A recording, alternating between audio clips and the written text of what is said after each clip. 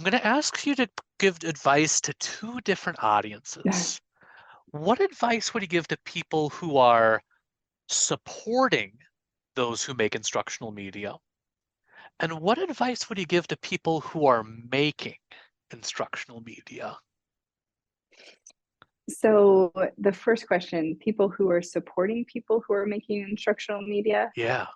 So would that be like an instructional designer, or Yeah, would this be just like, can you tell me more about these people absolutely. so that I can know where? You bet. It could be any sort of support staff. It could be an instructional Okay. designer who's working with an instructor making a video.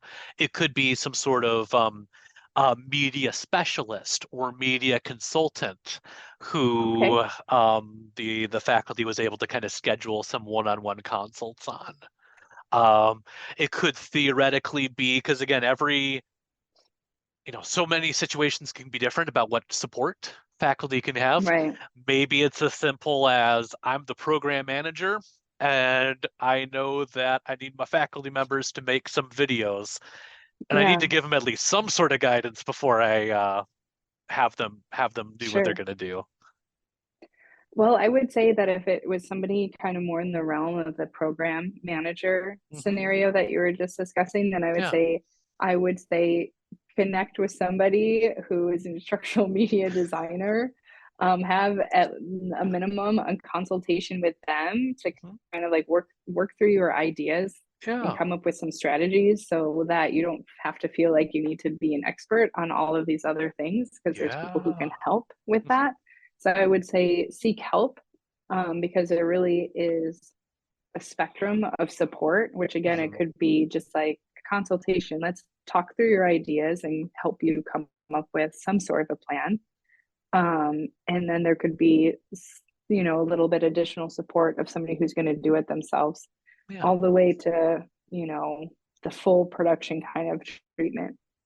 So I think that there's a lot of value in being able to talk to someone, Yeah. um, who specializes in that. And then, yeah, if it's somebody who is a media specialist already, Hmm. I don't think they need my advice. Well, let's say it's their first day on the Okay, job. They've gotten their hired first day on based the job. on they have a really awesome portfolio, but it's their first time working with a faculty member. Got it. Okay, well, in that case, um, I would say that they need to be able to let go of some things, because as media people, we know that like this is kind of like the best way, the standard way, that in the industry that we would do things. But you can't have those expectations on a faculty person who's going to be working to create their own media.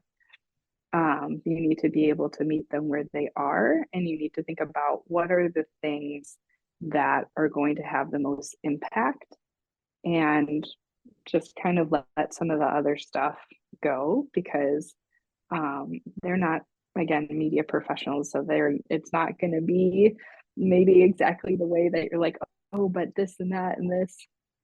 You got to let it go, meet them where they are, and focus on the things that are going to have the highest impact to them while they're creating it, and then ultimately to the learner in the end. Wonderful, wonderful. Now let's look at that second audience. Let's say that there's a faculty member who they're able to get 1 hour of your time for a consult, and just the way schedules aligned, that's all the help you're able to give them. What advice would you give them as they're making their media? Yeah, I think the first thing I would do um, is encourage us to take technology out of our conversation for the time being. A lot of times people are very focused on the technology piece of this. Well, what should I record with?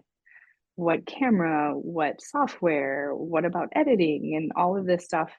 And the design is just kind of like not even in focus. So, and really the technologies are the least important, I think, um, aspects of it. So sometimes it's just like letting people be able to like get their concerns around the technology out, being able to like make them feel comfortable with putting those aside because we can come back to that.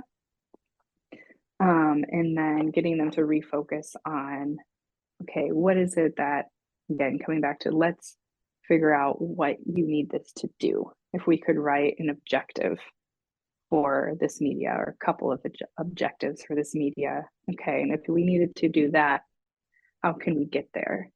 And then once we've kind of thought about what the thing is actually going to be, then we can concern ourselves with recording it and how that's going to happen.